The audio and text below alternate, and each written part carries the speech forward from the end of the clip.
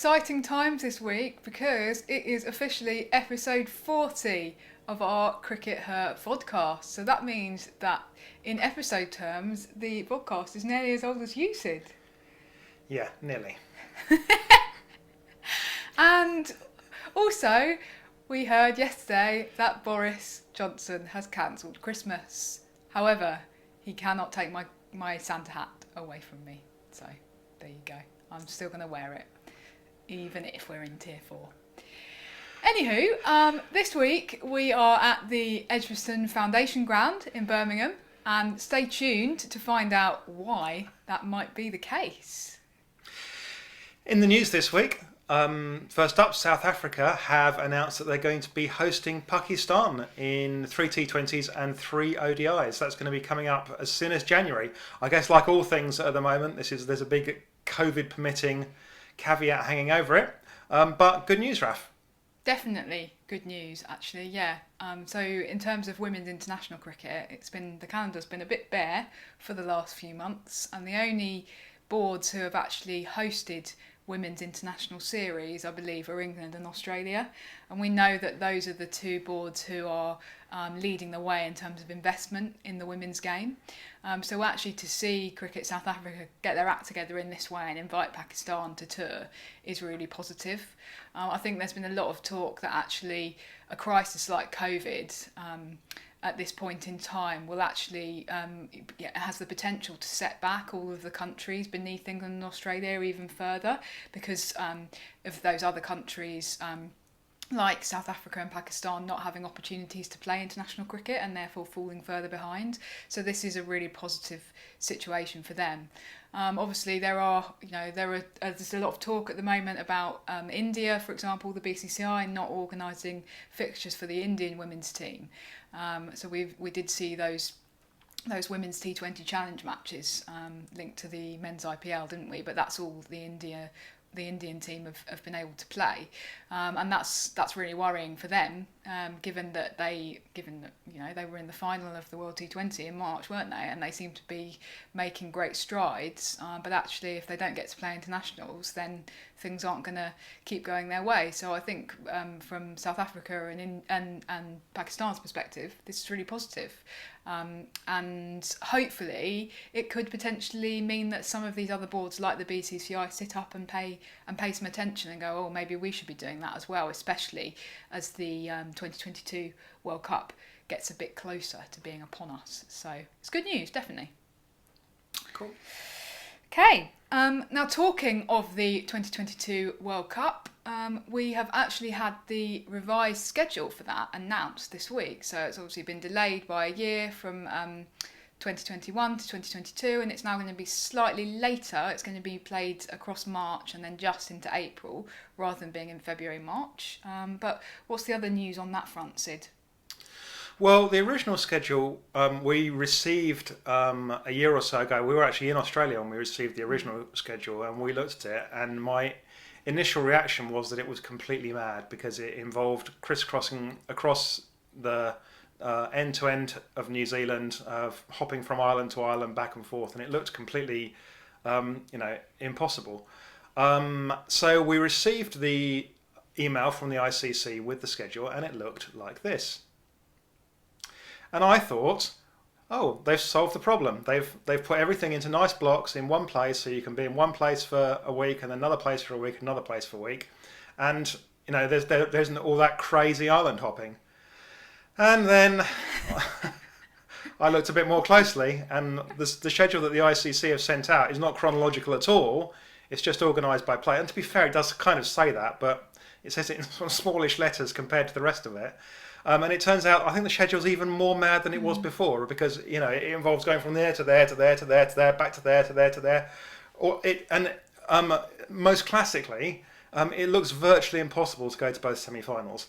I'm sure it will be technically possible if you're on the ICC's rich list, and someone else is sorting out your tickets and your hotel rooms and is prepared to book you a taxi from and to the airport and all that stuff. But if you're a freelance journalist trying to follow England around and want to be able to go to both semi-finals on the chance that England could be in either of them, or Australia or any other, whichever country you're following, if you're following India, the ICC have made it very difficult to do that. And I'm sure that the schedule is going to be fine for the players, although the players themselves don't really like the island hopping. The players themselves would much rather be in one place. The players were very happy with the schedule of the World Cup, the T20 World Cup that we had in the West Indies, because it basically put them in one place. They could stay in one hotel, and get to kind of settle in Very a bit nice and feel hotel in it was a St. nice hotel. I wouldn't have minded staying in that hotel.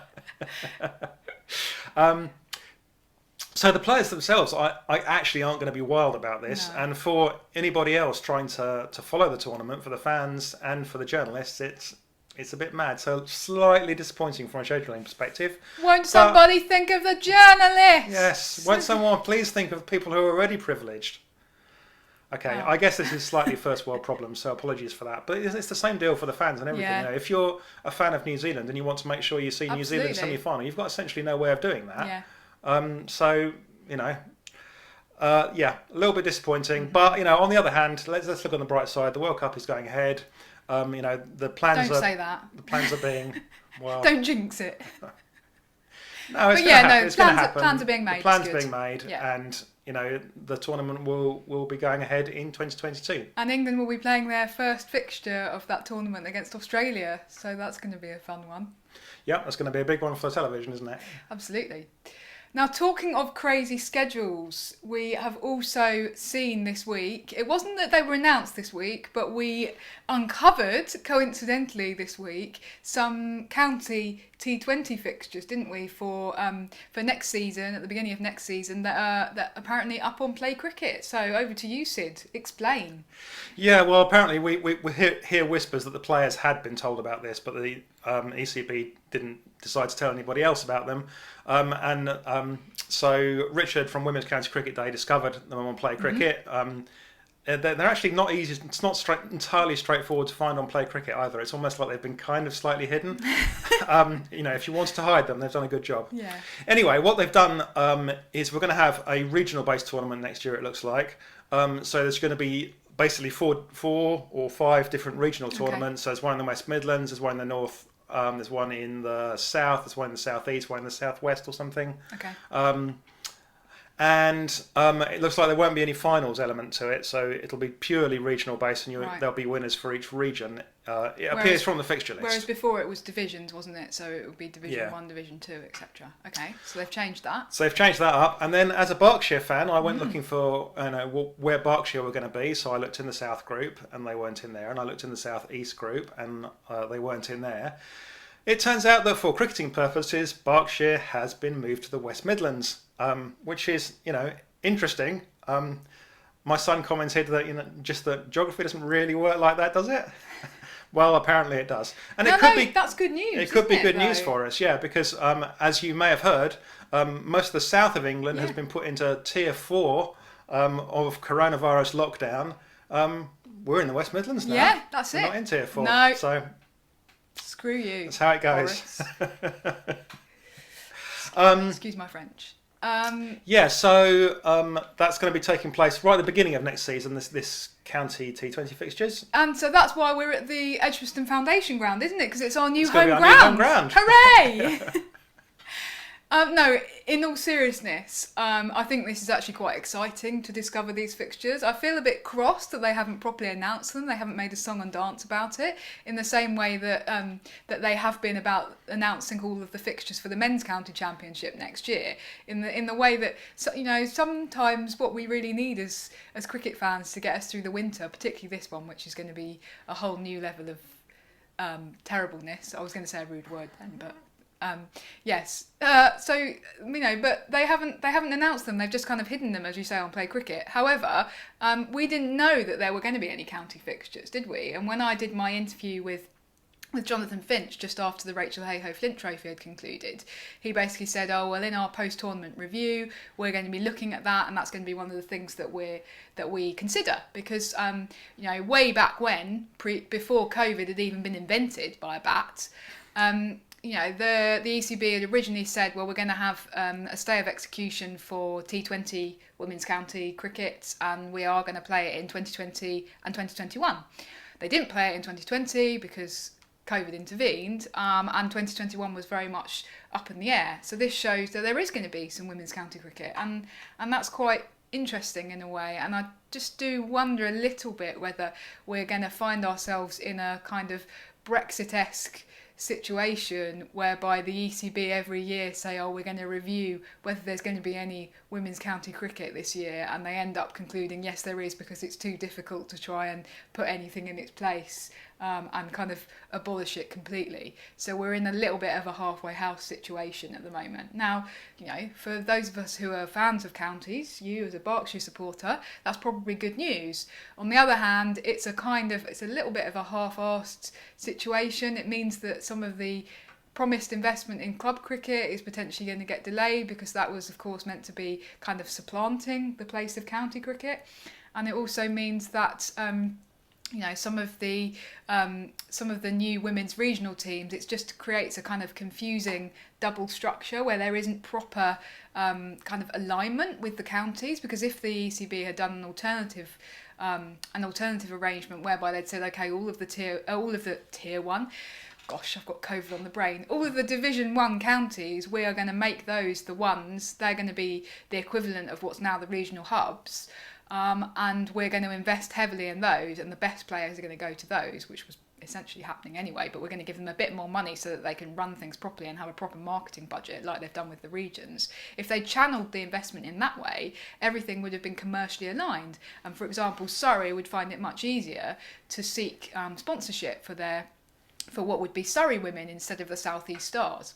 And so to some extent, as I say, we've created a halfway house situation that doesn't really please anyone and doesn't quite do what it said it was going to do on the tin. However, we've got some county cricket to look forward to, so that's a blessing.